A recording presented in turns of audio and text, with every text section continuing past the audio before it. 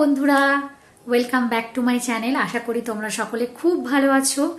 আর আমি এর আগের ভিডিওগুলোতে ফরাসি বিপ্লবের সামাজিক কারণ এবং রাজনৈতিক কারণ নিয়ে আলোচনা করেছিলাম। আজকে আমি আলোচনা করব ফরাসি বিপ্লবের অর্থনৈতিক কারণ। আগের ভিডিওগুলো যদি তোমরা চেক না করে থাকো তাহলে অবশ্যই চেক করে নিও। তাহলে চলো আজকের আলোচনা শুরু করা যায়। রাজনৈতিক অবস্থা বা অর্থনৈতিক কাঠামো যদি কোনো দেশের খারাপ হতে শুরু করে তাহলে কিন্তু স্বাভাবিকভাবে অন্যান্য দিকগুলোর উপরে প্রভাব পড়তে শুরু করে এবং অন্যান্য দিকগুলো খারাপ হতে শুরু করে। কারণ অর্থনীতির সঙ্গে যে কোনো রাষ্ট্রের বা সমাজের অন্যান্য দিকগুলোও কিন্তু ওতপ্রোতভাবে জড়িয়ে থাকে, একে অপরের পরিপূরক হয়ে চলে। আর আমাদের আজকে দেখতে হবে বিপ্লবের ঠিক আগে কোন কোন কারণে ফ্রান্সের অর্থনৈতিক অবস্থা একেবারে মুখ থুবড়ে পড়েছিল।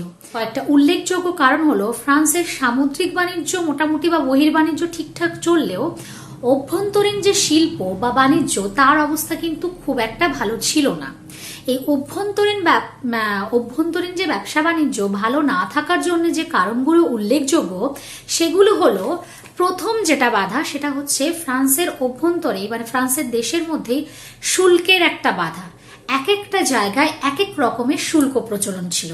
আমাদের ভারতবর্ষে কিন্তু জিএসটি আসার আগে এক একটা স্টেটে এক একটা জিনিসের উপরে এক এক রকমের ট্যাক্স ছিল বা আলাদা আলাদা রকমের ট্যাক্স আমাদের দিতে হতো। কিন্তু জিএসটি আসার পরে কি হলো, পুরো ভারতবর্ষের প্রত্যেকটা স্টেটেই কিন্তু পার্টিকুলার কিছু জিনিসের উপরে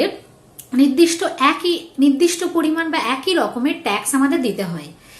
এইটা আসার জন্য কিন্তু অনেক ধরনের সুবিধা হয়। ফ্রান্সেও কি ছিল, ফ্রান্সের অভ্যন্তরেও বিভিন্ন স্থানে বিভিন্ন রকমের কর প্রচলন হওয়ার কারণে ব্যবসা বাণিজ্য ব্যাহত হয়েছিল বা ব্যবসা বাণিজ্যের অবস্থা খারাপ হতে শুরু করে। এছাড়াও যারা ব্যবসা বাণিজ্য করত তাদেরকে নানা ধরনের কর দিতে হতো। সেটা কি কি কর, মানে বিভিন্ন ধরনের রোড ট্যাক্স মানে পথ কর বা আবগারি কর, তারপরে বিভিন্ন গিল্ড যে মালিক ছিল তাদেরকে বিভিন্ন ধরনের কর দিতে হতো, নানা ধরনের পরোক্ষ করও দিতে হতো।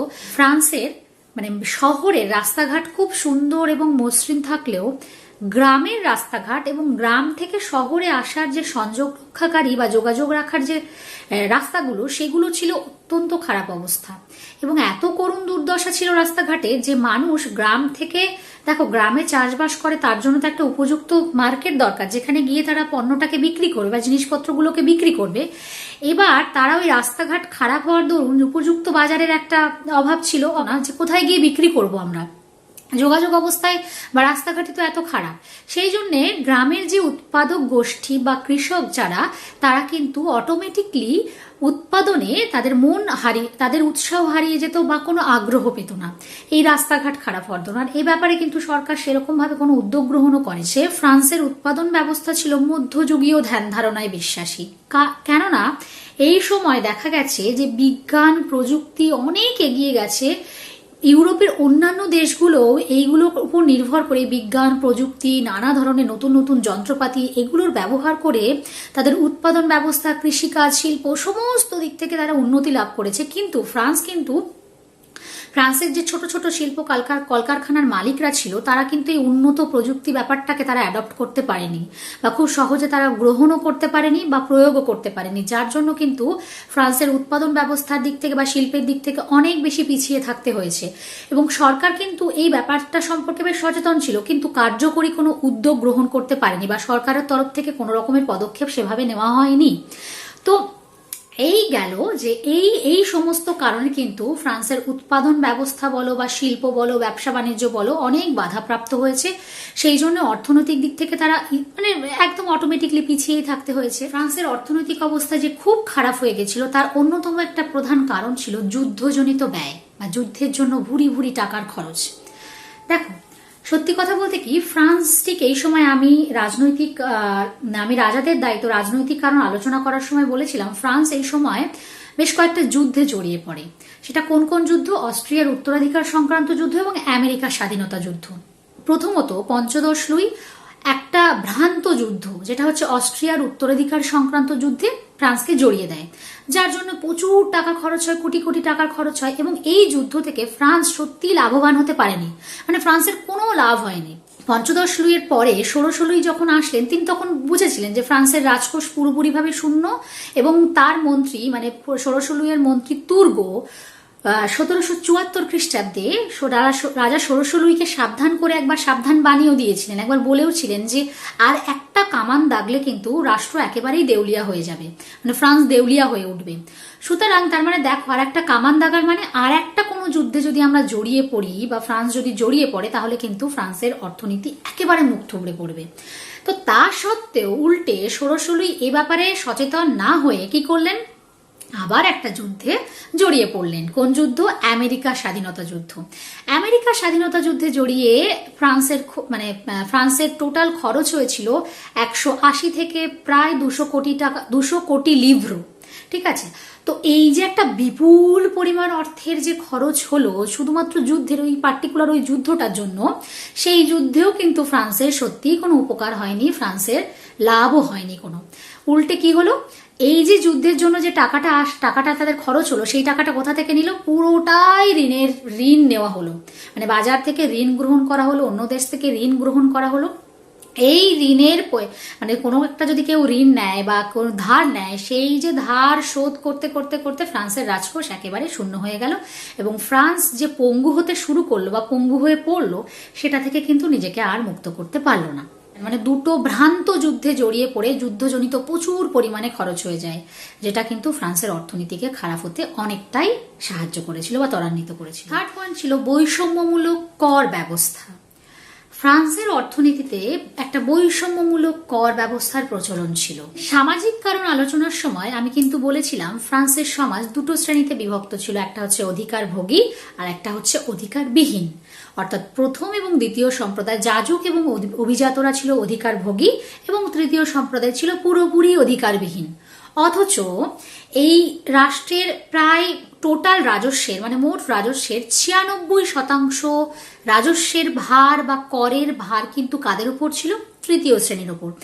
মাত্র 4% কর কারা দিত? প্রথম দুই শ্রেণী, অর্থাৎ যাজক এবং অভিজাতরা। তো রাষ্ট্র, গির্জা, জমিদার, সামন্ত প্রভু সবাইকে নানা ধরনের কর দিতে হতো। তার মধ্যে কি কি কর ছিল? টেইলি বা ভূমি কর, ক্যাপিটেশন বা উৎপাদন কর, ভিটিংএমে বা আয় কর, এগুলো ছিল প্রত্যক্ষ কর। এছাড়াও পরোক্ষ করের মধ্যে ছিল গ্যাবেলা বা লবণ কর। এছাড়াও পথকর ছিল, এইডস বলে এক ধরনের কর ছিল, যেটা ওই নেশাজাত আর কি দ্রব্যের ওপর, টামাকের ওপর ধার্য করা একটা কর।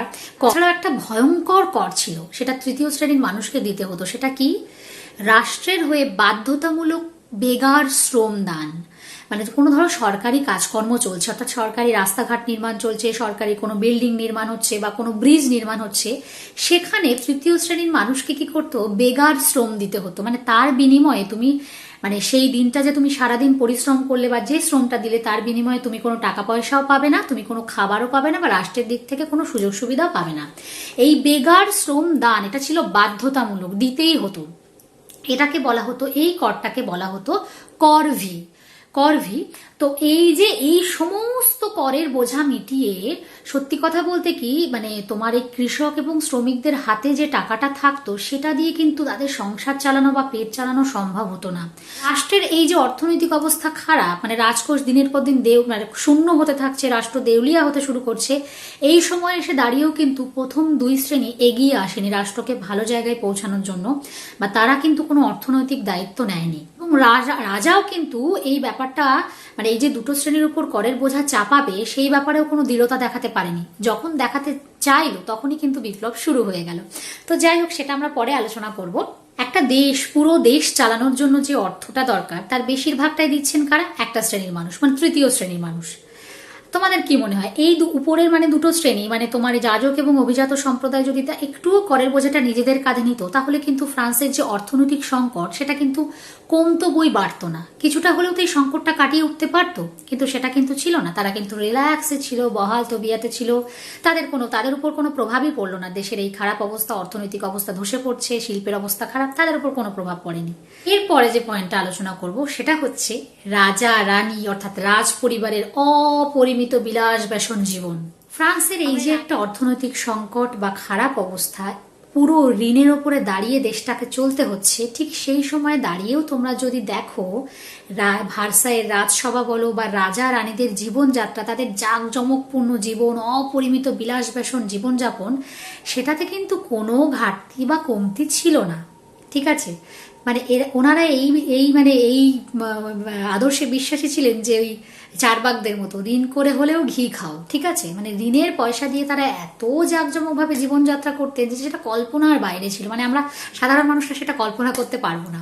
ঐতিহাসিক গুডউইন বলেছেন ভার্সাইয়ের রাজসভায়, শুধুমাত্র রাজসভাতেই 18,000 জন কর্মচারী নিযুক্ত ছিল।